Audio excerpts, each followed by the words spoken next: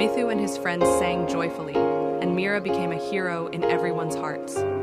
Morale. This story teaches us that if we work together, anything is possible.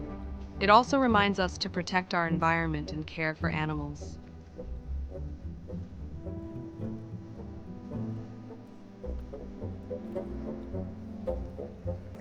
एक दफा का जिक्र है। एक छोटी सी लड़की थी जिसका नाम नूर था। नूर एक छोटी सी गांव में रहती थी, जो खूबसूरत बागों और नहरों से घिरा हुआ था।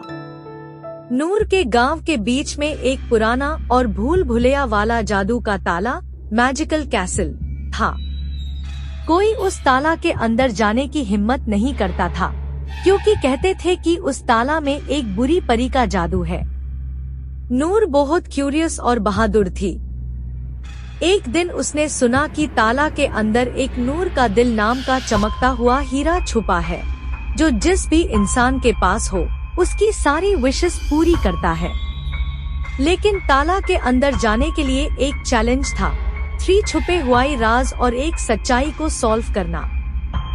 जब नूर ताला के अंदर गई, तो उसने देखा कि ताला एक अलग ही दुनिया थी। वहाँ पे सब चीजें जिंदा थी, बातें करते हुए पेड़, उड़ते हुए फूल और एक छोटी सी फनी बोलती किताब नूर की मदद करने के लिए तैयार थी, लेकिन बोला, रास्ते में तुम्हें अपने दोस्तों की जरूरत पड़ेगी। नूर ने ताला के अंदर 3 अलग अलग चैलेंजेस का सामना किया। 1 सवाल का दरवाजा, जहां उससे रिडल सॉल्व करना था। 2 दुनिया का उलझा हुआ जंगल, जहां उसने एक छोटी उड़ने वाली जादू के हेल्प से रास्ते ढूंढे। 3 आईना का कमरा, जहां नूर को अपनी सबसे बड़ी वीकनेस का सामना करना पड़ा, उसका डर कि वो अकेली कुछ नहीं कर सकती। हर चैलेंज के बाद नूर ज्यादा बहादुर और समझदार बन गई। जब नूर ने ताला के सब राज सॉल्व कर लिए और नूर का दिल, मैजिकल जेम, अपने हाथों में लिया, तब बुरी परी सामने आई। लेकिन परी बुरी नहीं थी, बल्कि एक लोनली और सैड फेरी थी, जो चाह रही थी कि कोई उसका दुख समझे और उसकी मदद करे। नूर ने अपने मैजिकल जेम का इस्तेमाल फेरी को फ्री करने के लिए किया। फेरी फ्री होते ही ताला से सारी बुरी ताकतें चली गई और नूर अपने गांव वापस एक हीरो की तरह लौट गई। ताला एक खूबसूरत महल बन गया, जहां सब लोग मेज करते। नूर को समझ आया कि असली ताकत दोस्तों, हिम्मत और अपने अंदर के डर को हराने में है। ये कहानी एडवेंचरस और इमोशनल दोनों है, और बच्चों के लिए एक अच्छी मॉरल भी लेकर आती है। डर के आगे जीत है और हिम्मत हर ताला को खोल सकती है। Once upon a time, there was a little girl named Noor. She lived in a small village surrounded by beautiful gardens and flowing streams. In the center of the village stood an old and mysterious magical castle, a place no one dared to enter. People believed it was cursed by a wicked fairy's magic. Noor was a brave and curious girl. One day, she heard a story about a glowing gem called the Heart of Noor, hidden inside the castle. It was said that the gem could grant any wish to its owner. But entering the castle was no easy task. It required solving 3 hidden mysteries and uncovering one ultimate truth. When Noor entered the castle, she discovered it was like an entirely different world. Everything inside was alive, talking trees, flying flowers, and a funny little talking book. The book offered to help Noor, but said, "You'll need to make some friends along the way." Noor faced 3 unique challenges inside the castle. 1. The Gate of Questions. She had to solve a tricky riddle to open the gate. 2. The Tangled Forest. A magical flying creature helped her find her way through a confusing maze of trees. 3. The Hall of Mirrors. Here, Noor had to face her biggest fear, that she wasn't strong enough to do anything on her own. With each challenge, Noor grew braver and wiser. After solving all the mysteries and holding the heart of Noor in her hands, the wicked fairy appeared. But the fairy wasn't truly evil. She was lonely and sad, trapped by her own magic. Noor used the magical gem to free the fairy from her curse. As the fairy was freed, all the darkness in the castle disappeared. the castle transformed into a beautiful palace, where everyone could visit and play. Noor returned to her village as a hero. She learned that true strength lies in friendship, courage, and overcoming your own fears. This story is adventurous and heartwarming, teaching kids the valuable lesson: courage unlocks every door, and fear is just the first step to victory.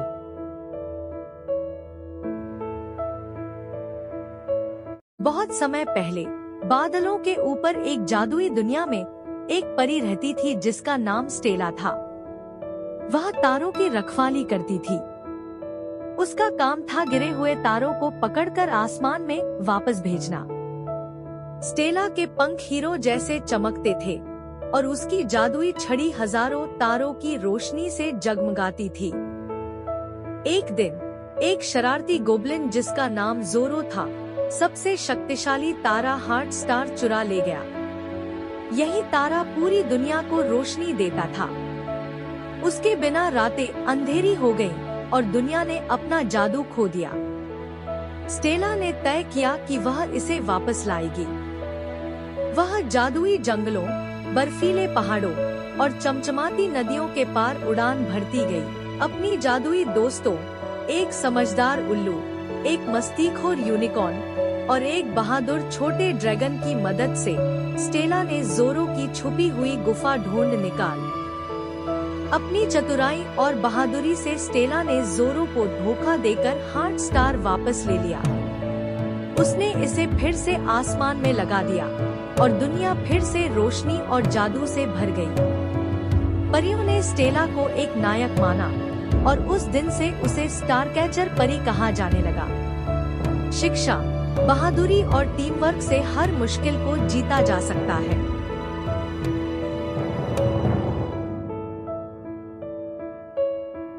Once upon a time, in a land above the clouds, there lived a young fairy named Stella. She was the guardian of the stars, tasked with catching fallen stars and sending them back to the sky. Stella's wings shimmered like diamonds, and her wand sparkled with the light of 1,000 stars. One day, a mischievous goblin named Zorro stole the most powerful star in the sky, the Heart Star, which gave light to the whole world. Without it, the nights grew darker, and the world began to lose its magic. Stella knew she had to get it back. She flew across enchanted forests, snowy mountains, and sparkling rivers, asking for help from her magical friends. With the help of a wise owl, a playful unicorn, and a brave little dragon, Stella found Zorro's hidden cave.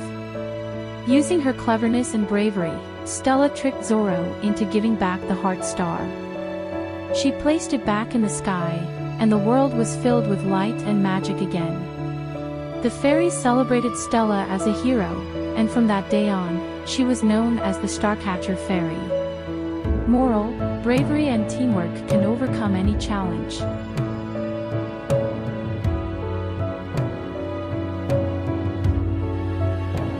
Once upon a time, in a faraway kingdom, there was a beautiful queen. One winter day, she was sewing by a window as snowflakes fell outside.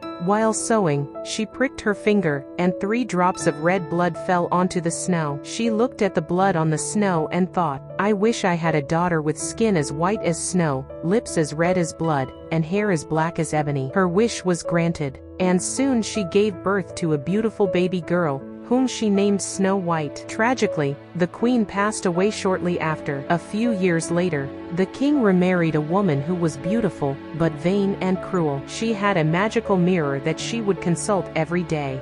She would ask, "Mirror, mirror on the wall, who is the fairest of them all?" And the mirror would reply, "You, my queen, are the fairest of them all." Years passed, and Snow White grew up to be more beautiful than anyone in the land. One day, when the queen asked her mirror the same question, it replied, "Queen, you are beautiful, but Snow White is the fairest of them all." This filled the queen with jealousy and rage. She decided to get rid of Snow White. The queen summoned a huntsman and ordered him to take Snow White into the forest and kill her. As proof, she demanded that he bring back Snow White's heart. The huntsman, however, could not bring himself to harm the innocent girl. Instead, he let her go and told her to run far away. To deceive the queen, he brought back the heart of a wild animal. Lost and frightened, Snow White wandered through the forest until she came across a small cottage. Inside, everything was tiny, tiny chairs, tiny beds, and tiny dishes. Exhausted, she lay down on one of the beds and fell asleep. That evening, the 7 dwarfs who lived in the cottage returned home. They found Snow White asleep and were enchanted by her beauty. When she woke up, she told them her story. The dwarfs took pity on her and invited her to stay with them, warning her to be careful of the evil queen. When the queen asked her mirror again, it revealed that Snow White was still alive and living with the 7 dwarfs. Furious, the queen devised 3 wicked plans to kill Snow White. Disguised as an old peddler woman, the queen visited Snow White and gave her a lace corset. She tied it so tightly that Snow White fainted. Luckily, the dwarfs returned in time and loosened the corset, saving her life. The poisoned comb, the queen came again, disguised as a different woman, and offered Snow White a beautiful comb. When Snow White used it, the poisoned comb made her collapse. Once again, the dwarfs saved her. The poisoned apple. Finally, the queen created a poisoned apple, disguising herself as an old peasant. She offered Snow White the apple, and as soon as Snow White took a bite, she fell into a death-like sleep. This time, the dwarfs could not wake her. Believing her to be dead, they placed her in a glass coffin. One day, a prince passed by and saw Snow White lying in the glass coffin. He was mesmerized by her beauty, and asked the dwarfs if he could take her to his castle. Reluctantly, they agreed. As the prince's servants carried the coffin, they stumbled, and the piece of poisoned apple lodged in Snow White's throat came loose. She woke up alive and well. The prince and Snow White fell in love and decided to marry. When the queen learned about the wedding, she asked her mirror, "Mirror, mirror on the wall, who is the fairest of them all?" The mirror replied, "The new queen, Snow White, is the fairest of them all." Enraged, the queen attended the wedding to confront Snow White, but her evil deeds were revealed. She was punished, and Snow White and the prince lived happily ever after. This story teaches us that goodness and innocence always triumph over evil and jealousy. बार की बात है, एक राजा और एक रानी के रियासत में ठंड के मौसम में एक सुंदर महल था। एक दिन रानी अपनी सिलाई कर रही थी और खिड़की से बाहर बर्फ देख रही थी। तभी उसकी सुई चुभ गई और 3 खून की लाल बूंद नीचे गिर गई। उसने सोचा, काश मेरी एक बेटी हो जिसके बाल काले हों, त्वचा बर्फ जैसी सफ़ेद हो और होंठ लाल हो। थोड़े समय बाद उसकी यही तमन्ना पूरी हुई। एक प्यारी सी बेटी पैदा हुई जिसका नाम रखा गया स्नो वाइट। लेकिन अफसोस, रानी के जल्द ही स्वर्गवास हो गया। कुछ समय बाद राजा ने दूसरी शादी की और वो औरत बहुत सुंदर थी लेकिन दिल से बुरी थी, जलन से भरी हुई थी। उस रानी के पास एक जादू का आईना था जो हमेशा सच बोलता था।